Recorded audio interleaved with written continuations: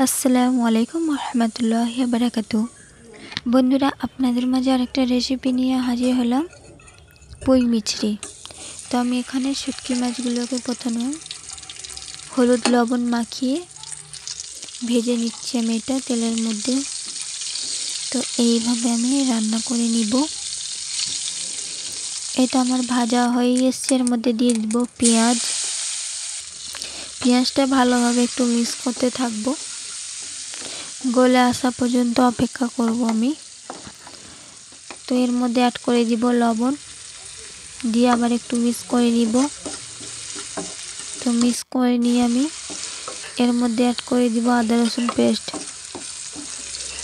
এইভাবে নাড়াচাড়া করে নিলাম, নিয়ে আদা রসুন পেস্টটা অ্যাড করে দিলাম, দিয়ে আবার একটু নাড়াচাড়া করে নিব।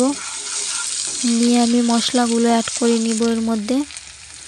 হলুদ গুঁড়ো, লঙ্কা গুঁড়ো, ধনে গুঁড়ো, জিরে গুঁড়ো, কাশ্মীরি লাল মির্চ সব রকম অ্যাড করে আমি এটা ভালোভাবে মিক্স করে নিব। অল্প একটু পানি অ্যাড করব।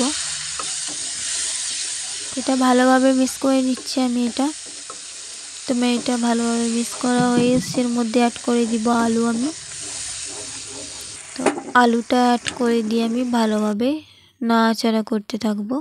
2 মিনিট মতন ভালোভাবে মিক্স করে নিব আমি, যাতে সবগুলো মিশিয়ে যায় মশলাটা আলুর সাথে।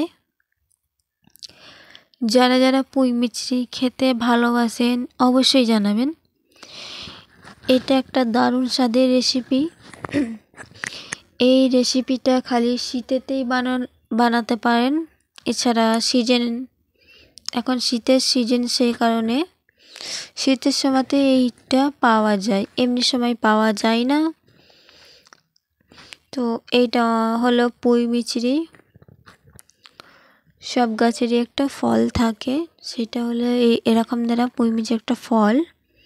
এটা অনেকজন পেকে গেলে ওগুলোর দানাগুলো নিয়ে গাছ লাগায়, আবার অনেকজন ওটা ভাজি করে খায়।